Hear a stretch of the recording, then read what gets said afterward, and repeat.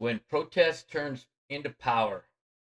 Welcome to Common Grounds Conversations, a weekly podcast show on Spotify, YouTube, and Substack.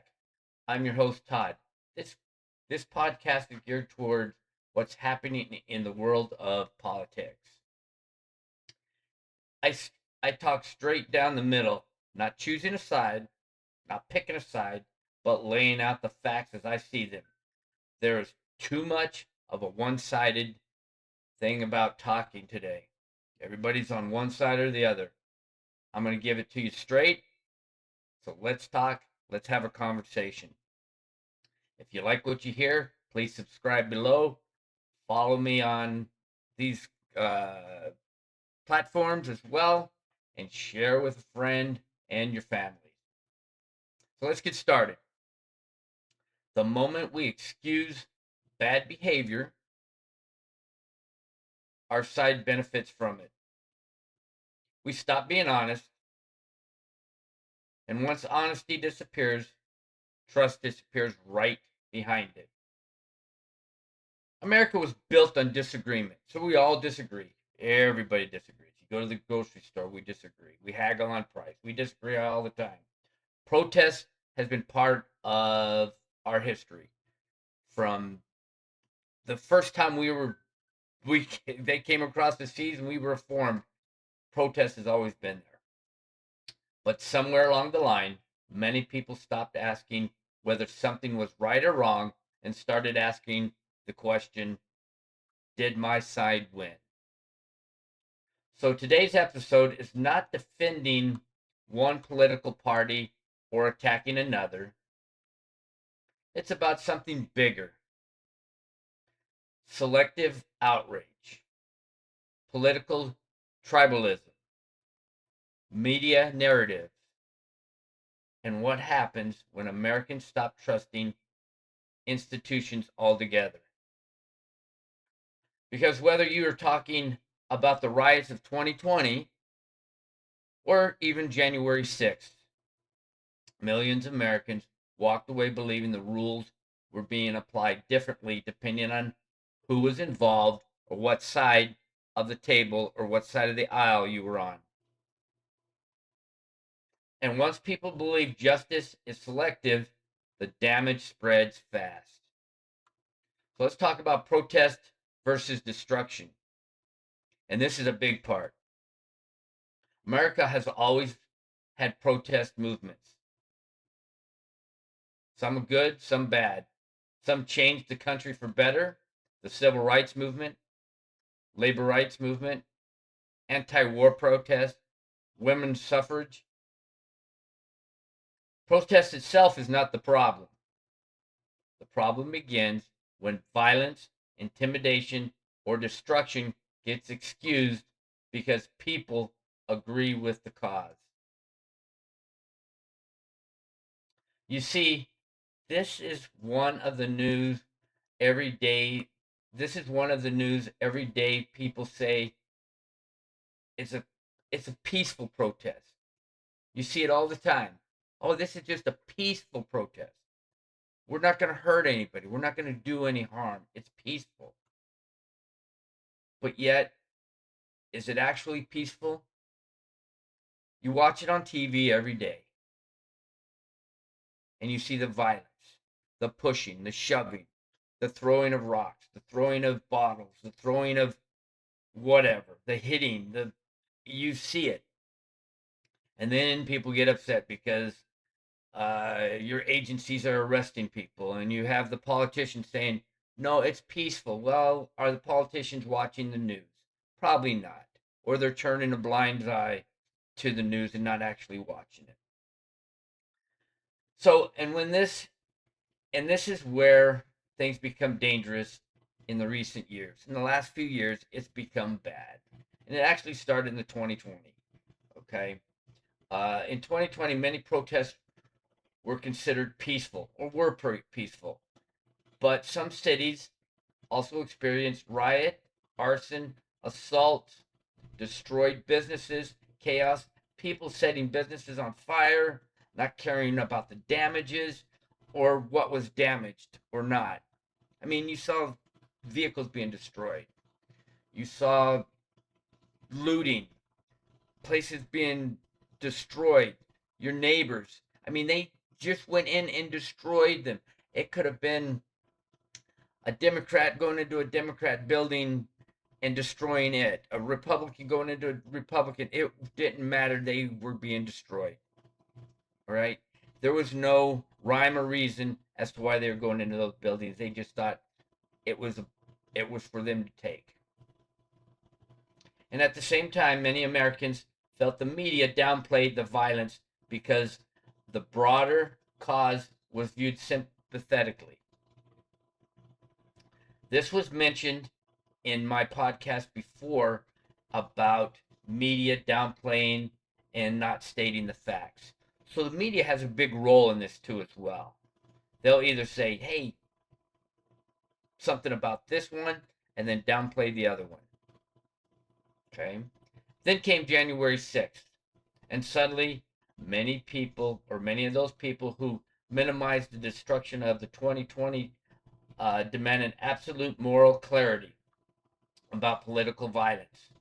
So those that were violent in the 2020 protests got upset on the January 6th protest, and vice versa about the 2020.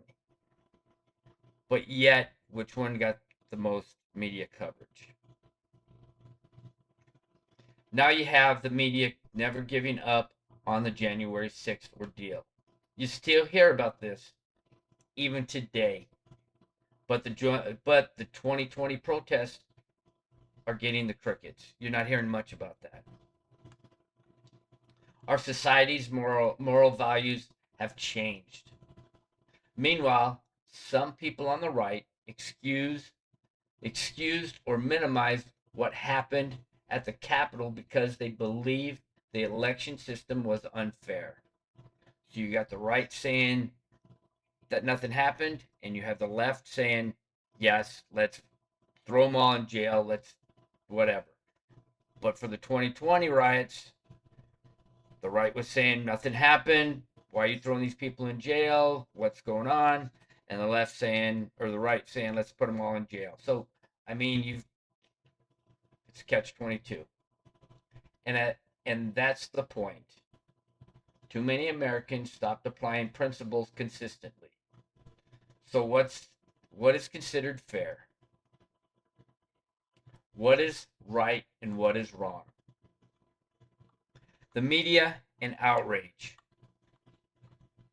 Modern media survives on outrage, and you see it every day.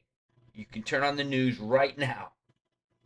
Right now, what you're doing right this instant, you could turn on the news and you could probably see some type of outrage or some type of fear. Fear keeps people watching. Why do you turn on the news? Most people watch it because, oh, look, there's violence going on. We're going to go out and protest. Anger keeps people clicking. See it on social media platforms. Division keeps audience loyal. Politicians want to divide you. I've mentioned that in past podcasts. They want to keep you divided. If they divide you, puts you in a smaller group. It's easier to control smaller groups. And both sides know it. Politicians know it. You see it now. At the ICE detention facilities, the protests that are going on over there. And you have one side edging them on, saying ICE needs to stay out of the way, saying that the facilities are inhumane. And you have the other side saying, open the doors and come on in, and we'll show you how the detainees are treated, how they're being treated, how they're being fair. They're not being treated inhumane. Then come to the protesters who don't know or don't have a clue what's going on inside there. They're just hearing it from the one side, and they're saying, let's protest. So they're going to go and protest. They're protesting the facilities, but they don't know why they're doing it. So do they want the rapists out on the street? Do they want the murderers back out on the streets? Probably not. I doubt if they want those murderers out on the street. I doubt if they want the rapists out on the street. I don't think they do. I think they're just protesting because the right said, let's protest this.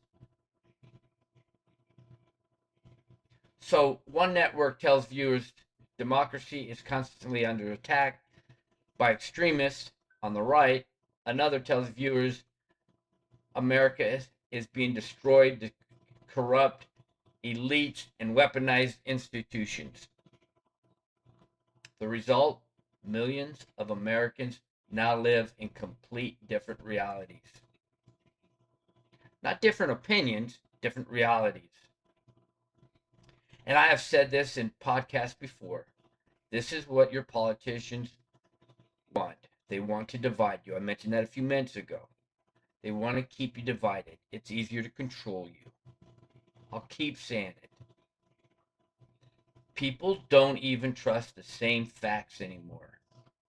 Social media makes it worse. You look on X, you look on Facebook, you look on all these places, and they're saying something different. They're edging you on. That's how you, each click, they get more people. Algorithms reward emotional reactions, not thoughtful conversations. The loudest voices rise to the top, just like cream on milk. The most reasonable voices disappear from the noise. Conversation is gone. Conversation is non-existent. Unequal standards. This is where the public trust really starts collapsing. Because people can tolerate outcomes they dislike. We can disagree. We don't have to like everything. I don't like your hairstyle. I don't like that person. I don't like what you say. Okay? But it doesn't mean I'm going to go over there and pick a fight with you. I can argue my point and I can disagree with you. People can tolerate outcomes they dislike. We can struggle to tolerate inconsistencies. If violence is wrong, it must be wrong across the board, not on the left, not on the right, across the board on both sides. The media can't control what we like and what we don't like. Media can't control what we dislike and don't like. Media can't control what we want to protest and what we shouldn't protest. If politicians or political intimidation is dangerous, it must stay dangerous no matter who is doing it. Across the board. And if investigations matter, they must apply equally.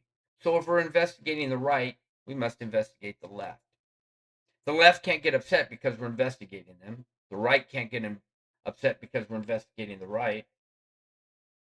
It's got to be equal. If the right did something wrong, they need to be investigated. If the left did something wrong, they need to be investigated. It needs to be equal across the board. The moment Americans believe justice depends on political alignment, faith in institutions begin to die. This is where we start to choose sides. Families choose sides and grow apart. Lincoln once said, "House cannot survive divided." And once trust disappears, conspiracy theories grow, extremists grow, resentment grows.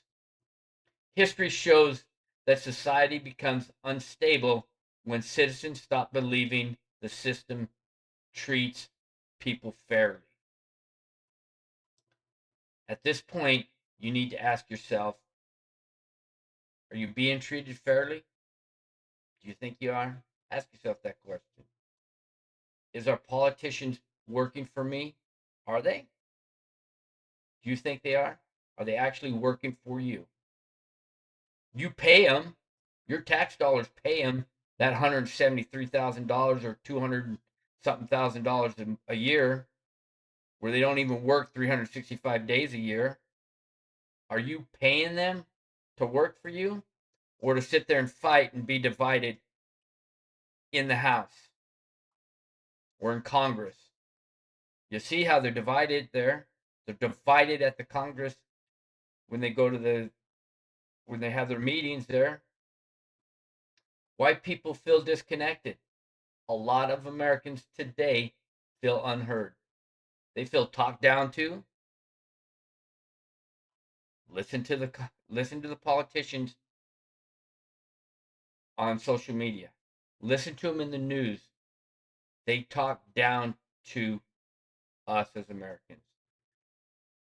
Oh, those people are stupid.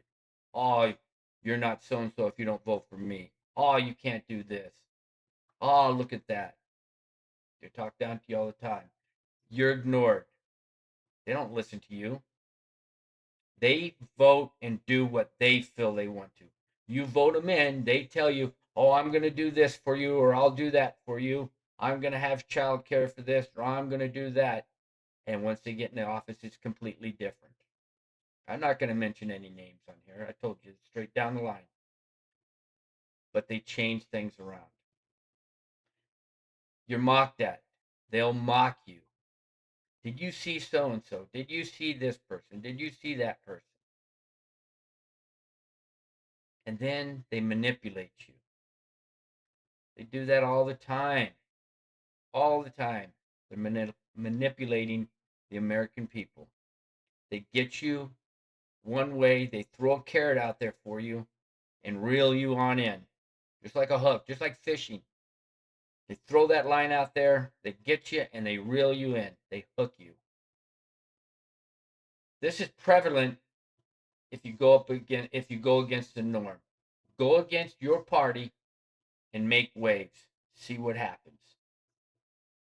They will mock you, they will manipulate you, they will talk down to you, they will make you feel like you're nothing. And they do that now. Some feel corporations push politics constantly. Others feel government agencies are politicalized.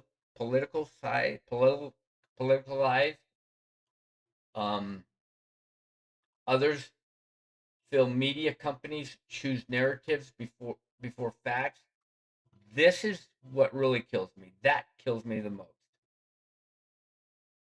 Companies, news or media companies are paid off. You know that for a fact. They will pick the stories they want to run. And if they don't like that story, they won't run it. They choose one side and that's what they run with. And whether every fear is true or not, almost becomes secondary. Because perception matters. If millions of people lose faith in elections, courts, media, law enforcement, or government agencies at the same time, the country becomes fragile. And that's not a Democrat problem. That's not a Republican problem. That's not even an independence problem. That's an American problem. We have a problem, people. Big problem. And with all these people protesting these agencies, most don't even know why they're out there protesting or what they're protesting. Have you seen the interviews at some of these protests when somebody goes up and asks them, why are you protesting? They can't even answer that question. They come up with some off the wall thing or they ignore it. They have no idea why they're protesting. If you're going to protest, at least know why you're protesting. Or say, no, I'm getting paid to stand out here and hold this stupid sign. Very simple. So what's next? So what happens next? So where does this lead us? If every election becomes illegitimate to the losing side, if every protest becomes justified when your team loses it, if every institution is viewed as corrupt, if truth becomes completely tribal, then eventually the country stops functioning together. You can see that now. Both sides don't agree on anything. And you, as the American people, caught in the middle. You have the left fighting against the right. They can't even agree that it's light right now, that it's daytime. You ask one side, no, it's not. It's not light. It's not daytime. They couldn't agree on nothing. You tell them it's 5 o'clock in the morning, they'll say no, it's not. They couldn't agree on anything. And honestly, that may be the biggest danger right now. Not disagreement, but the collapse of shared standards. Because a country cannot survive long term if the people only believe in rules when the rules helps them. Really? You're only going to believe on the rules if they help you? Really? Give me a break.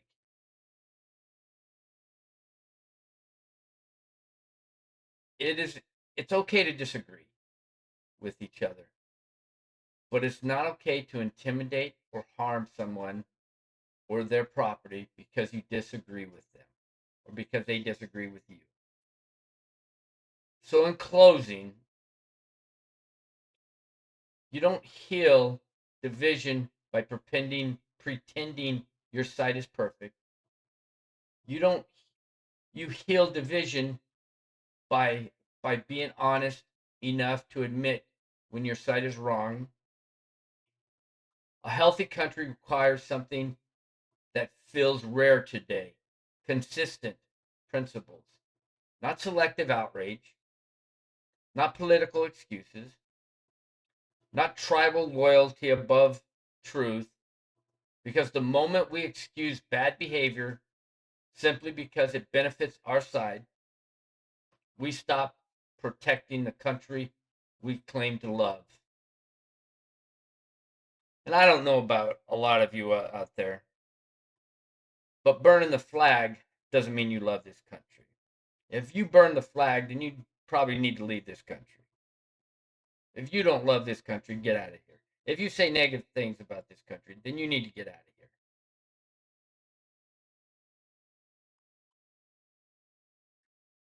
Agree to disagree, but do it with class and respect. Because for this country to survive, we all need to be on the same side: Republicans, Democrats, and independents. After all, we are in this world together. Shouldn't we at least talk it out, have a conversation? Thanks for listening. Hope you enjoyed this podcast. Please like and share with your friends and family. Again, I'm your host, Todd. You have an outstanding day, and remember, we all don't make it out of this place alive. So love and respect everyone. You have an outstanding day and enjoy.